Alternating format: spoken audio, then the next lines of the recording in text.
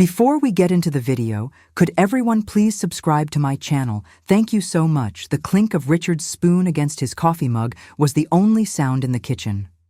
Morning light poured in through the window, soft and indifferent, touching everything except the space between us.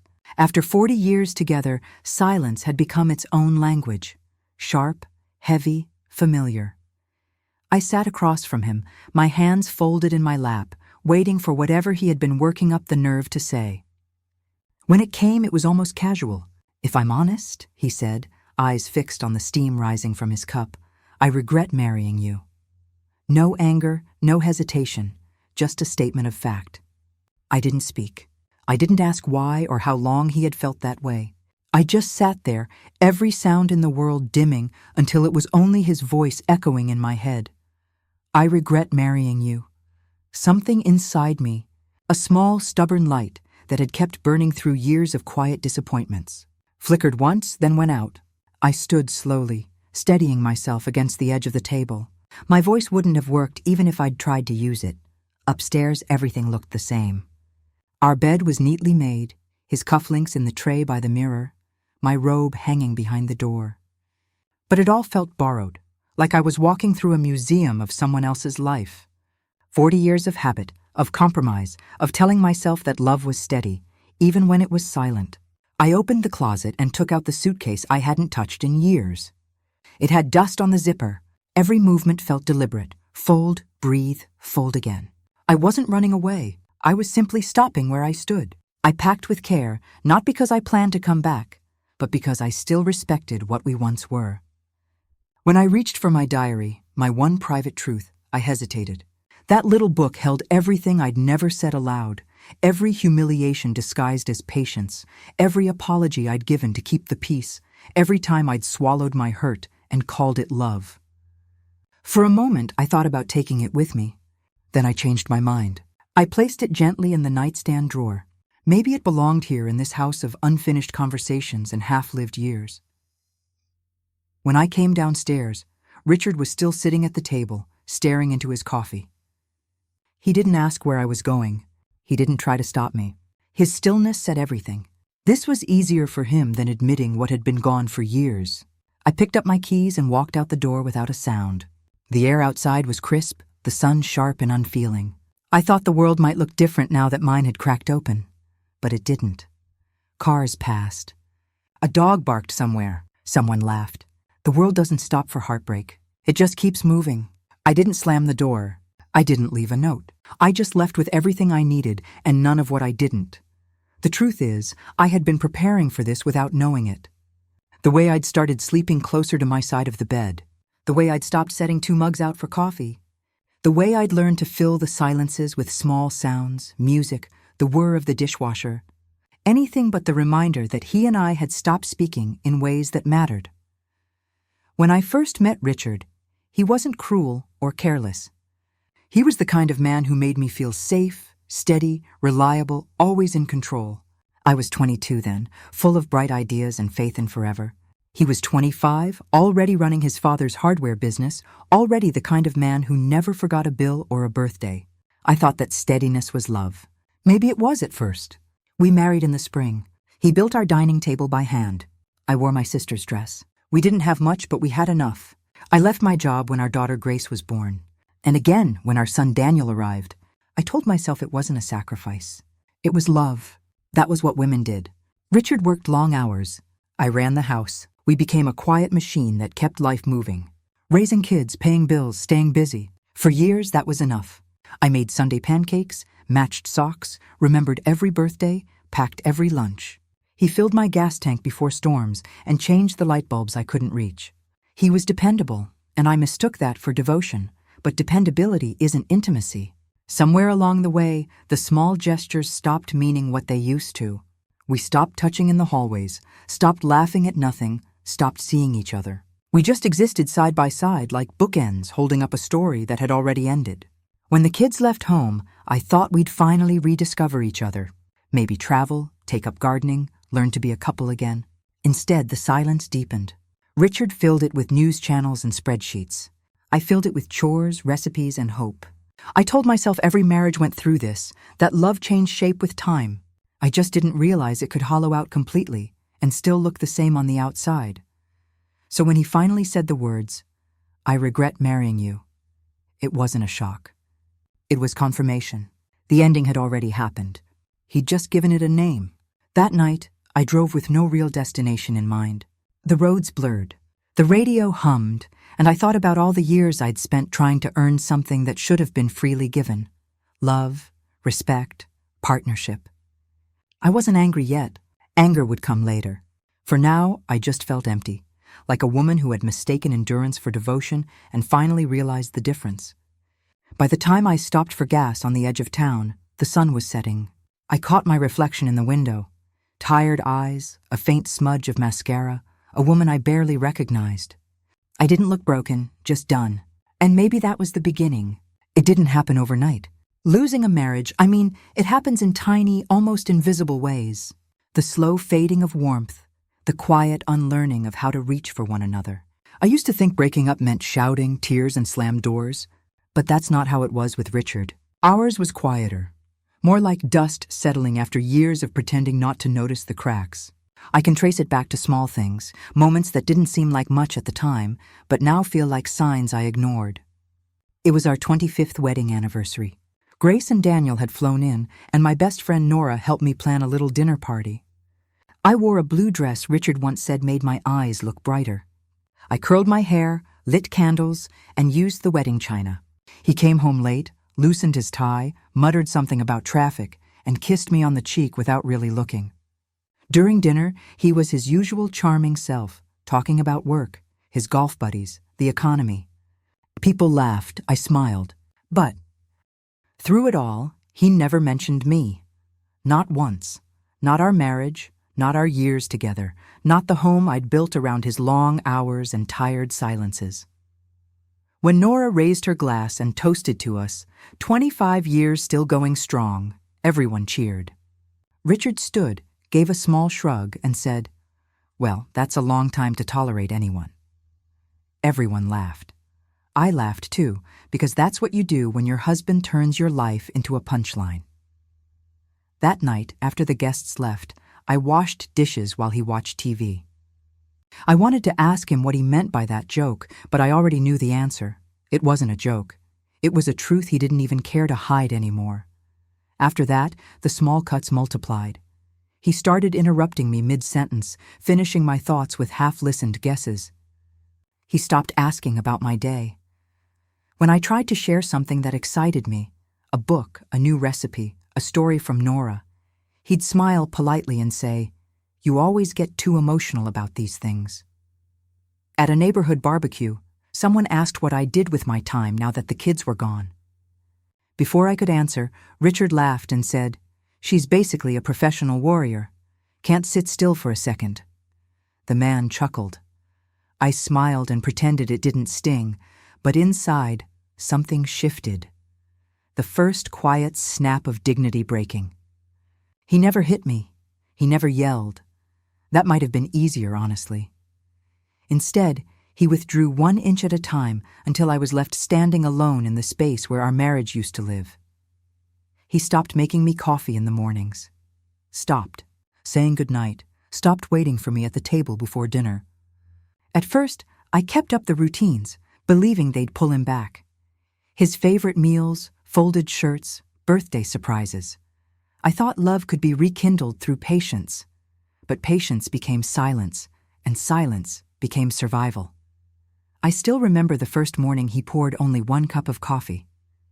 He didn't even notice, just stirred his mug, scrolled through his phone, and left for work. I stood by the counter, staring at the empty second cup I'd set out without thinking.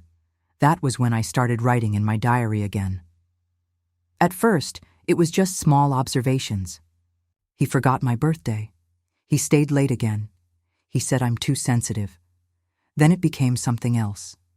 A record of absence, a log of slow vanishing. I wrote because speaking didn't work anymore. I wrote to remind myself that I was still here. Still real, still capable of feeling something other than disappointment. Grace noticed little. When she called, she mostly talked about her own kids and how busy she was. Daniel checked in now and then. short texts, a photo of his dog, always ending with, "Love you, Mom."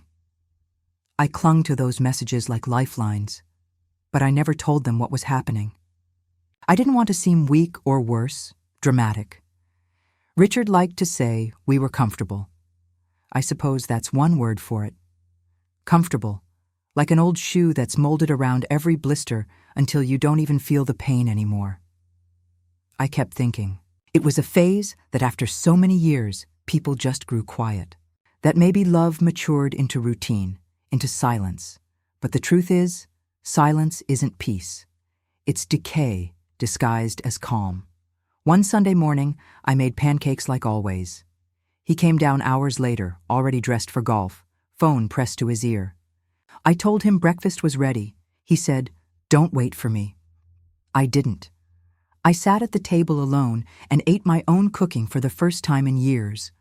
The house was so quiet that I could hear the clock ticking. I wondered how many years I had spent mistaking duty for affection. By then, I had stopped crying about it. You can't cry over something that slowly disappears. Your body learns to absorb it like air. Instead, I found other ways to cope. I joined a book club, volunteered at the library, and planted herbs in the garden. I filled my days with small projects, little anchors to remind myself that life was still happening. But every night when I turned off the lights and slipped into bed beside him, I felt it. The emptiness, the unbridgeable distance between two people lying inches apart. Once I whispered, "Good night," but he didn't answer. He was awake. I knew it.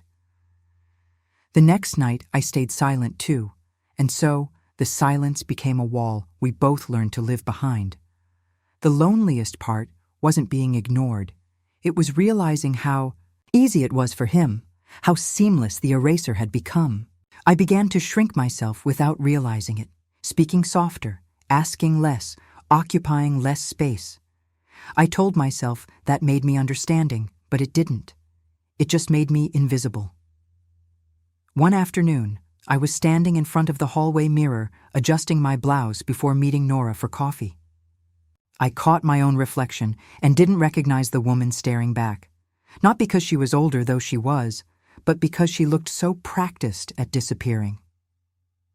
That was the day I wrote in my diary, "He doesn't have to leave me to make me feel alone. He just has to stay the way he is." Looking back now, that's when the marriage truly ended. Not the morning he said he regretted marrying me. That was just the echo. The real ending came years earlier in the quiet moments when I started to disappear and he didn't even notice. It was a bright spring morning, the kind that should have felt hopeful, the kind that used to. I had spent all week preparing for a family brunch. Grace was driving in with her husband and kids. Daniel was flying home for the weekend. It had been months since we were all under one roof, and I wanted it to feel special. Not just for them, but for me. I wanted to remind myself that the life I'd built still meant something. I woke early, made blueberry muffins from scratch, laid out fresh flowers on the table, pressed linen napkins, and set the good china. Every detail mattered. I told myself this brunch could feel like before the silences, before the distance. Richard came downstairs late, already dressed in his golf shirt. He didn't look up from his phone when I said good morning. "I made your favorite quiche," I said, trying to sound cheerful. He poured himself orange juice. I'd spent my whole life trying to make them happy. Every birthday cake, every late-night laundry load, every quiet apology. And here I was, a punchline in my own home. Something shifted in me then, not a break, more like a door closing softly. I realized they didn't see me anymore. Not as a woman, not as a person, just a function. Someone who would always be there to cook, clean, smile, absorb. I took a long breath, turned off the tap, and dried my hands. The water still ran for a few seconds before fading away, like it didn't want to stop either. That night, after everyone left, I sat alone at the same table where they'd laughed. The plates were cleared. The candles burned low. Richard passed behind me on his way upstairs and patted my shoulder. You did good today, he said. They had a nice time, I nodded. They did. He smiled faintly and went to bed without another word. I sat there for a long time in the quiet kitchen, listening to the hum of the refrigerator, the tick of the clock. Then I opened my diary, the same one I'd tucked away so many times before, and wrote one sentence. I think I'm done being the joke in my own story. I didn't cry. I didn't rage. I just felt a strange calm, the kind that comes when a decision has already been made somewhere deep inside you. It wasn't the brunch that broke me. It was what it revealed, that I could disappear right in front of them and no one would notice. 3 weeks later, I began to pack. I didn't tell Richard at first. There was nothing to say that hadn't already been said in silence. I folded clothes the way I always had, only this time with purpose. My suitcase filled slowly, favorite sweaters, a few books, a framed photo of the kids when they were small. When I finally told him, he didn't even look up from the newspaper. I'm leaving, I said. He blinked once. What do you mean? I'm going to stay with Nora for a while. For what? I met his eyes to remember who I am, because this, whatever this is, it isn't living. He gave a small, disbelieving laugh. So now you're the victim? No, I said quietly. Not anymore. He said nothing else. And that silence, the same silence that had filled our home for years, told me everything I needed to know. Nora's house was warm, in the way mine hadn't been for years. Not because of temperature, but because someone still cared about the air there. She didn't ask questions when I arrived. She just took my suitcase, hugged me tight, and said, "You can stay as long as you need." Her guest room was small, a twin bed, a lamp, a window that caught the late afternoon light. It smelled faintly of lemon detergent and lavender. It was simple, temporary, but for the first time in a long time it was mine. That first night, I sat on the edge of the bed, looking at the suitcase I hadn't unpacked yet. The house was quiet, but it wasn't an empty quiet. It was the kind that made room for breathing, for grief. I didn't cry that night. I just felt hollow, like someone had taken my life and scooped the middle out. I wasn't angry at Richard. I wasn't even sad in a clean, nameable way. I just didn't know what to do with myself now that no one needed me. I had spent decades moving on autopilot, meals, chores, holidays, always preparing for someone else's comfort. And suddenly there was nothing left to organize. No dinners to plan, no voice calling my name from another room, just space. At first I tried to fill it. I cleaned Nora's kitchen counters, folded laundry that didn't need folding, rearranged her bookshelf twice. She caught me once and laughed softly. "You don't have to earn your keep here," she said. But it wasn't about that. It was about control, about finding order in the middle of everything that had come undone. The mornings were the hardest. I'd wake up expecting to hear Richard downstairs, the coffee machine, the news on the radio, and then remember I wasn't there anymore. I'd lie in bed listening to the birds outside and wonder how a sound so gentle could hurt so much. 4 days in, I finally broke. It was late, past midnight. Nora had gone to bed. I found myself standing in her kitchen, staring at the window over the sink. The moonlight made everything look unfamiliar. My hands were trembling and I didn't know why. I opened the fridge, closed it again. My chest felt tight, not like panic, but like sorrow had found a home there. I slid down onto the floor, my back against the cabinet, and pressed my palms over my face. I didn't sob. It wasn't that kind of crying. It was quieter tears that slipped out because there was nowhere else for them to go. I thought of all the years I'd given so willingly, every small kindness, every quiet sacrifice, and how easily they'd been forgotten. Not maliciously, just carelessly, like I'd been background music to someone else's life. I thought about the way Richard had said, "I regret marrying you," like he was returning an item past warranty. I thought about Grace's laughter at the table, the way Daniel had looked away out of pity, not malice. And I thought for the first time about myself, not as a wife, not as a mother, but as a person who had been quietly starving for acknowledgement. When the tears stopped, I felt empty, but lighter somehow, like the worst had already happened, and I had survived it. I made myself a glass of water, drank it slowly, and went back to bed. I didn't sleep much, but when I did, it was the kind of restless dreaming that feels like shedding skin. The next morning, I opened my suitcase and unpacked properly. hung up my clothes, arranged my books on the small dresser, and placed the framed photo of my kids beside the bed. I even set my journal on the nightstand, not the old one, a new one I'd bought years ago but never dared to start. That day I wrote, "I don't know who I am when I'm not being useful, but I'm still here. Maybe that's a start." For days I drifted between numbness and small flickers of clarity. Nora checked on me without hovering. She made tea and asked if I wanted to go for walks. Sometimes I joined her. Sometimes I just sat by the window and watched the world move on without me. One rainy afternoon, I found an old page from my previous diary tucked inside my handbag, torn and folded, dated October 1993. The ink had faded, but I could still read it. "I think Richard still loves me, but I miss being looked at. Not just seen, but seen." I told him I was tired, and he said I worry too much. Maybe I do, but I just want to feel held, not managed. I stared at that line for a long time. 30 years had passed, and nothing had changed. I had been waiting for the same kind of love my younger self had already realized was slipping away. That night, I opened my new journal again and wrote, "I spent decades waiting for someone to notice I was disappearing. I think it's time I start noticing myself." It wasn't hope yet. Hope felt too bright, too far away. But it was awareness.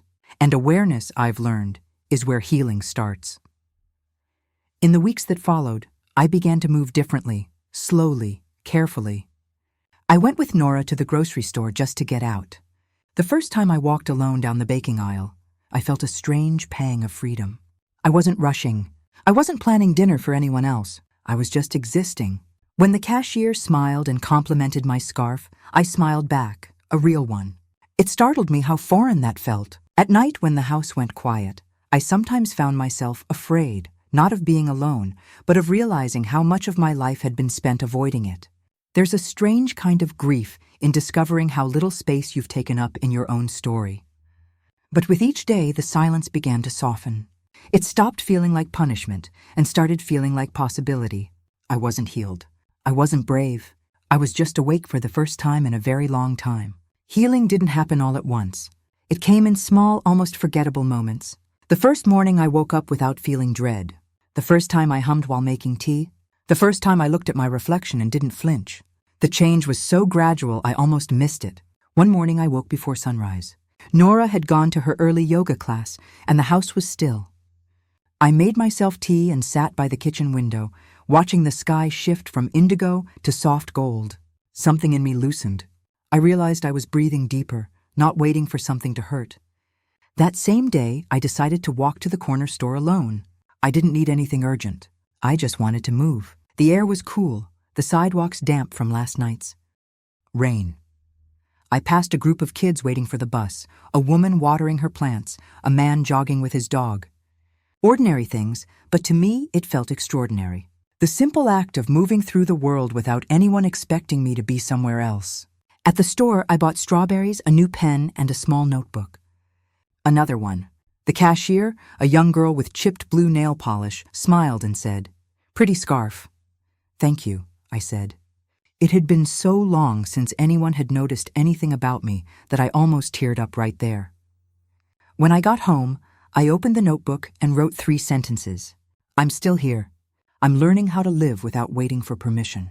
I think I'm starting to like the quiet." Nora noticed the difference before I did. "You're sitting differently," she said one evening over dinner. I laughed. "Sitting?" She nodded. "Your shoulders aren't hunched anymore.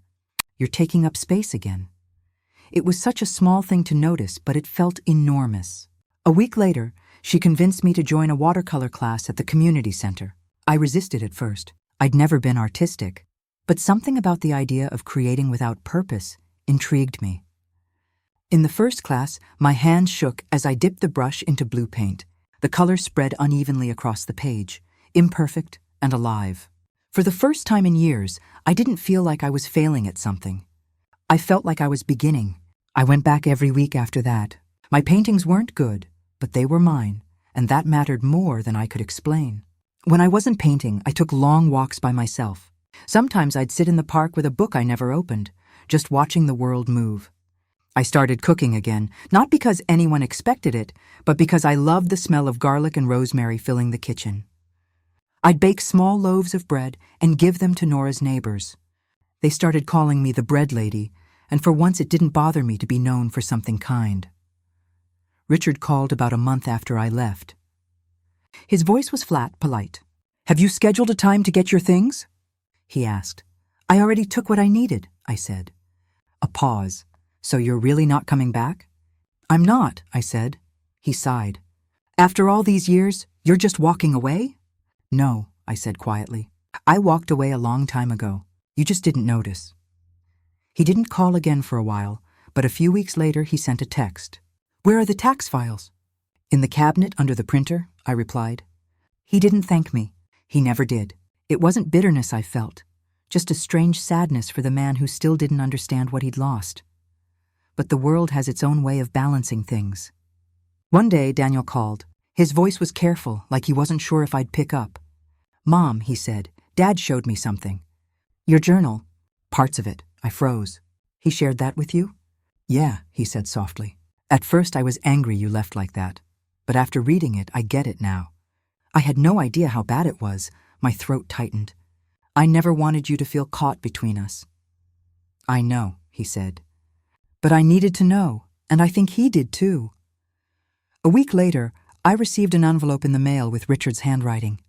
I hesitated before opening it. Inside was a letter. "Evelyn, I don't know how to apologize for 40 years of missed chances, but I'll try." I read every page, every line. I saw what I didn't see before. The meals I never thanked you for, the kindness I took as habit, the woman I stopped choosing. I thought comfort was love. I thought quiet meant peace. I didn't realize it was your silence holding us together. I've signed over my share of the house and savings to you. Do with it what you will. I don't deserve your forgiveness. I just wanted you to know I finally see you, Richard. I read it twice. Then again, not with anger, not with triumph. Just a quiet understanding that some truths come too late to fix anything, but not too late to matter. I didn't write back. I didn't need to. The apology wasn't for me to respond to. It was for him to live with. Grace called soon after. She sounded fragile. "Dad showed me your journal too," she said. "I'm sorry, Mom. I didn't see it either. I thought your quiet meant you were fine." I didn't know what to say. "I just hope it's not too late for us," she added. "It's not too late," I said gently, "but I'm learning to take care of myself first. That has to come before everything else now." A month later, I visited the lake cabin my aunt had left me years ago. I hadn't been there in decades. It was small, one bedroom, a porch overlooking the water, walls that smelled faintly of cedar and dust. But the moment I stepped inside, something in me exhaled. I spent the weekend cleaning, opening windows, scrubbing floors. By the time I was done, the air felt alive again. I stood on the porch that evening, watching the sunset turn the lake to gold. And for the first time in years, I felt something close to peace. Not happiness, not yet, but peace. The kind that comes when you stop explaining your pain to people who never listened. In the weeks that followed, I sold the house in town and moved to the cabin. With Nora's help, I built a small studio next to it where I could paint and write. I started teaching weekend watercolor classes to women my age, most of them carrying their own quiet heartbreaks. We'd paint, talk, laugh softly. Sometimes we didn't talk at all. That was okay too. Life became quieter, simpler.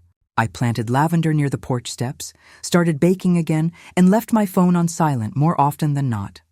One evening, Grace came to visit alone. We cooked dinner together, pasta and salad, and afterward she helped me plant a new row of herbs. As the sun set, she turned to me and said, "You're stronger than I ever gave you credit for." I smiled. I just stopped pretending I wasn't.